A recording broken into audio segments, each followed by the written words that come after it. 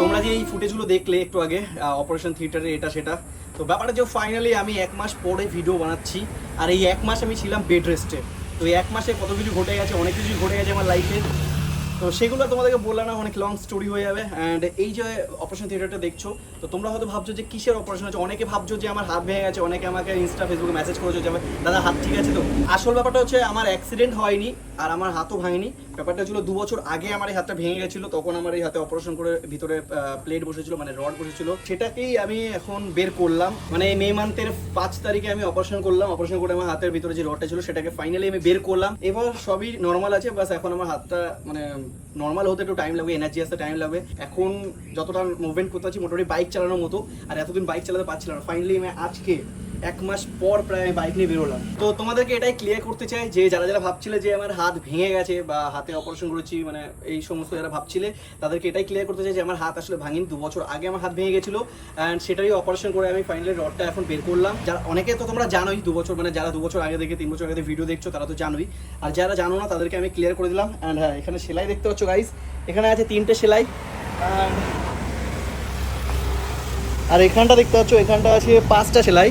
আর যারা আগে ভিডিও দেখে আসছো তারা জানতো এখানে আমার আগে 4টে সেলাই ছিল, এখন এখানে 5টা সেলাই হয়ে গেছে। কিছু করার নেই, এই দুটো স্পোর্ট আমাকে সারা জীবন নিয়ে চলতে হয়।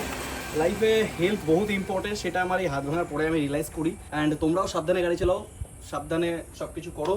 লাইফে হেলথ বহুত ইম্পর্টেন্ট ভাই। টাকা পয়সা আসতে থাকবে যেতে থাকবে, কিন্তু হেলথ বহুত ইম্পর্টেন্ট গাইজ, বহুত ইম্পর্টেন্ট।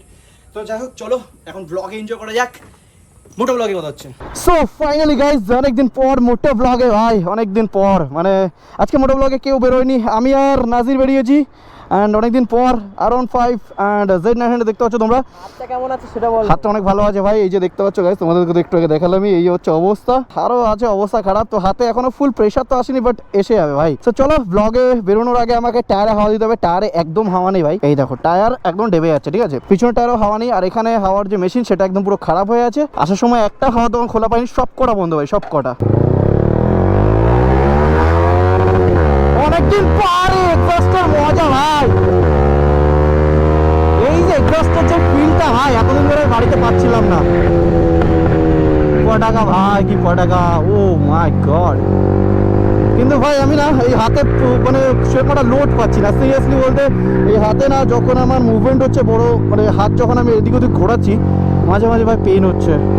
তো সহ্য করতে হবে ভাই, কিছু করার নেই। অনেকদিন পর ভাই বাইক নিয়ে বেরিয়েছি ভাই, আলাদাই মজা। মানে এর মধ্যেখানে আমি ভাই কার চালিয়েছি অনেক, আর এক হাতেই চালিয়েছি ভাই। লেফট হ্যান্ড রেস্টে ছিল, এক হাতেই আমি মানে গিয়ার শিফটিং করেছি, এক হাতেই স্টিয়ারিং ধরেছি। বাট বাইক চালাচ্ছি অনেকদিন পর, মানে আফটার আ লং টাইম ভাই, প্রায় 1 মাস হয়ে গেছে। 1 মাস পরে আমি বাইক হাতে ধরলাম। Bye bye.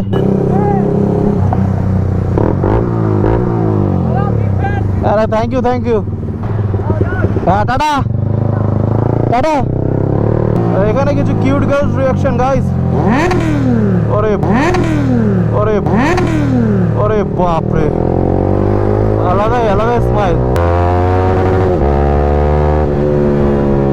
ভাই। আমার টায়ারে একটু হাওয়া নেই, মানে আমি যে এই যে ওভারটেক করছি না, কনফিডেন্স কম পাচ্ছি, আবার পাচ্ছি, এরকম একটা ব্যাপার। ওহো, গাড়ি এই যে বাদিকে কাটতে পারছি না আমি, মানে গাড়ি বাদিকে শোয়াতে চাইছি গাড়িটাকে, কিন্তু শুতেই চাইছে না। মানে এই হাওয়া কম, এত হাওয়া কম, এত হাওয়া কম যে গাড়িটা চালানোর মতন সিচুয়েশন নেই, তাও চালাচ্ছি ভাই এরকম স্পিডে। এগুলো উচিত না ভাই। Tata, bye bye. অনেক কিছু বাচ্চা সাবস্ক্রাইবার ভাই লোক আছে, হাই হ্যালো করছে, কিন্তু আজকে আমি অলরেডি অনেক লেট, এখন বাজে 4টে। অ্যান্ড আমাকে ব্লগ বানাতে হবে, দেন আমাকে 5টা থেকে 5:30টার মধ্যে আবার হাবড়া যেতে হবে, ওখানে আমাকে একটু যেতে হবে ডক্টরের কাছে। তো ভাই অনেক চাপের ভিতরে আছি গাইস, সিরিয়াসলি। সবার প্রথমে তো আমাকে গাড়িটাকে হাওয়া দিতে হবে, হাওয়া দেওয়ার জায়গাই পাচ্ছে না এখানে কোথাও। আজকে আমি ভাবছিলাম যে কার নিয়ে ব্লগে বেরোবো নাকি বাইক নিয়ে ব্লগে বেরোবো, কিন্তু ভাই আমার বাইক চালাতে খুব ইচ্ছে করছিলো ভাই, অনেকদিন বাইক চালানো। তো ফাইনালি ভাই আজকে একটু তোমাদের জন্য রিস্ক নিয়ে বাইক নিয়ে বেরিয়েই পড়লাম। অ্যান্ড যেমনটা কি তোমাদেরকে দেখালাম আমার হাতের অবস্থাটা, ওপরে 5টা সেলাই অ্যান্ড নিচে 3টে সেলাই।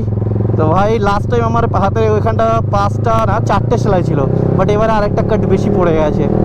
চলো ঠিক আছে, অপারেশন সাকসেসফুল হয়েছে, এটাই অনেক বড় ব্যাপার। কারণ ভাই অপারেশন থিয়েটারে ভাই ডাক্তারও হার মেনে নিচ্ছিল যে স্ক্রুটা বের করা যাচ্ছিল না, কারণ একটু অনেক লেটে আমি অপারেশন করে ফেলেছি। কিন্তু ডাক্তার আমাকে বলেছিল যে 3 বছর পরে অপারেশন করলেও হবে। তো 3 বছর না, আমি সেখানে 2 বছর পরে করেছি, কিন্তু যখন অপারেশন করতে গেছি তখন আমাকে বললো যে 1 বছরের মাথায় অপারেশনটা করা উচিত ছিল। বা এবার ডাক্তার বলছে, আমি ডাক্তারকে বললাম যে না আপনি 3 বছর বলেছিলেন, বলছে না আমি 1 বছরই বলেছিলাম। তো ঠিক আছে, কোনো একটা মিসআন্ডারস্ট্যান্ডিং কোথাও না কোথাও হয়ে গেছে, এটা কোনো ব্যাপার না, সাকসেসফুলি অপারেশনটা হয়ে গেছে, এটাই অনেক বড় ব্যাপার। অ্যান্ড এবার তোমাদের ভাই একটু ধীরে ধীরে রিকভার হোক, তারপরে হাতটা একটু স্ট্রং হোক, দেন তারপরে তোমরা অনেক কিছু দেখতে পারবা।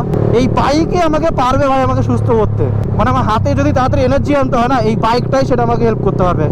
বিকজ বাইক ছাড়া বাচ্চে বাচ্চে তোমরা কোনো বাচ্চা ভাইরা যদি আমার ভিডিও দেখো, এরকম দৌড়ে দৌড়ে কখনো রোড পার হবে না, একদমই পার হবে না। প্রথমে দেখবে 2 সাইডে গাড়ি আসছে কিনা, যখন দেখবে 2 সাইডে কোনো গাড়ি নেই তখন আস্তে আস্তে হেঁটে পার হবে।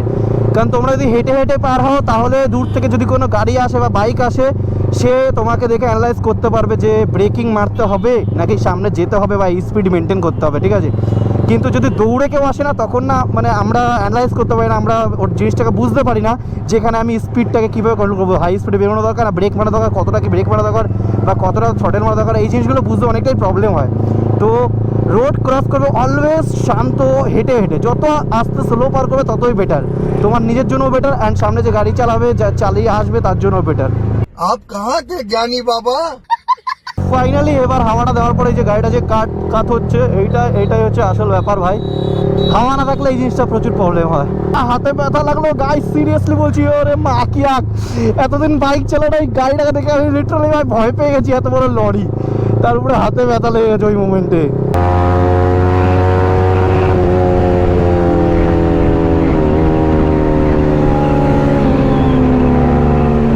ভাই ভেবেছিলাম এখানে পুলিশ আছে, কিন্তু পুলিশ কোথায় ভাই, এখানে একটাও পুলিশ নেই। ও ফাক ভাই, যা লাগলো না আমার লেফট হ্যান্ডে ভাই এই ধাক্কাটাতে। 300 মারো, এখন আর বেশি টাকা পয়সা নেই বলে তো, ইউটিউব ভিডিওতে টাকা পয়সা আসছে না, ফুল ট্যাঙ্ক করার এখন ক্ষমতা নেই গাইস, তোমরা একটু সাপোর্ট টাপোর্ট করো। আর এই হাতে অপারেশন করেছিলাম তো, তাই জন্য একটু কিছুদিন গায়েব ছিলাম।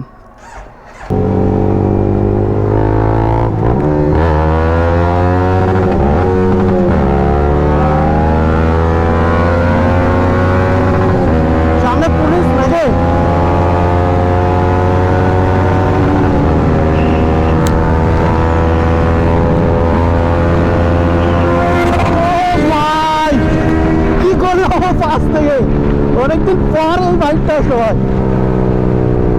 ওহো ভাই সাব গাইস, আমটা ফাটিয়ে দিচ্ছে, আমার পায়ের অবস্থা দেখো, শিট ইয়ার, পুরো পাটা গেছে আমার। কেন যে আমি পা লাগালাম, পায়ে তো লাগলো সেটা আলাদা ব্যাপার, তার উপরে ভাই আমটা ফেটে আমার পুরো জুতোর নোংরা অবস্থা।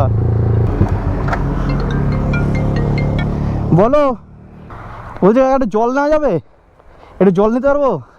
এই পায়ে আমলে জুতোটা এখন ভেজাতে হবে গাইস।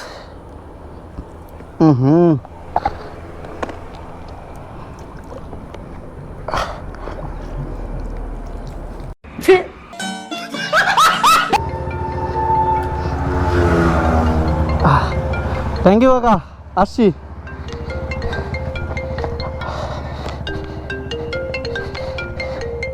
হ্যালো,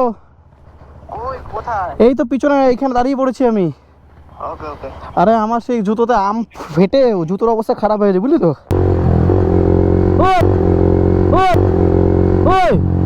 এ কি, এবার টোটোটা তো আলাদাই মাল ভাই, হট করে চাপিয়ে দিল। এ পারা তুই টোটো চালাচ্ছিস, তো টোটোকে চালাতে দিয়েছে?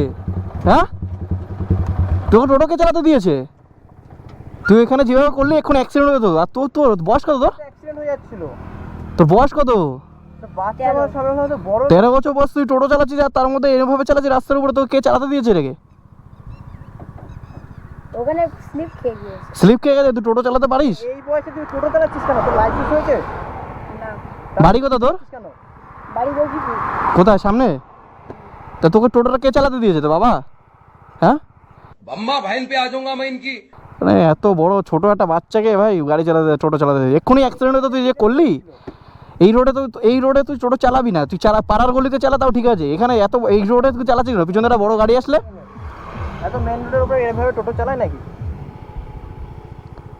যা বাড়ি যা, আর সোজা বাড়ি যাবে, আর এই রাস্তা এইভাবে যাস না, সাইড দিয়ে যা।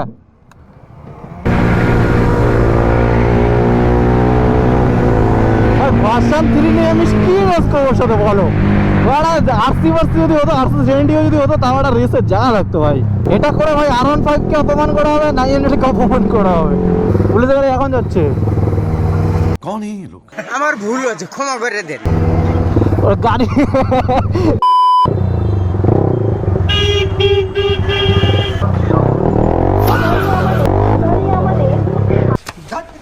কাকা একটু ব্যস্ত হয়ে যায় কাকা।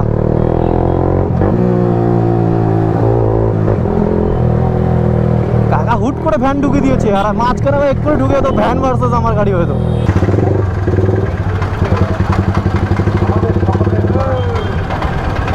হ্যাঁ ভালো তো।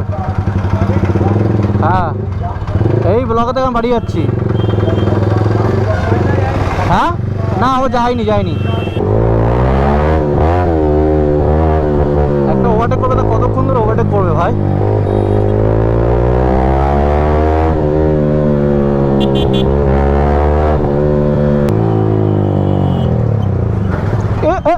কি হলো? আরামসে সো গাইস, ব্লগটা আজকে কেমন হলো অবশ্যই কমেন্ট করে বলো। ব্লগ যদি ভালো লাগে তাহলে like comment share and subscribe করে দিও। দেখা হবে নেক্সট ব্লগে। সো বাই দোস্তো, বাই। আমি বাড়ির রাস্তা ঢুকে গেছি, তো বাড়ি গিয়ে এখন আমিও রেস্ট নিই। অ্যান্ড তোমাদের ভিডিও দেখা হয়ে গেছে, তো তোমরাও এবার ফোনটা অফ করে রেস্ট নাও।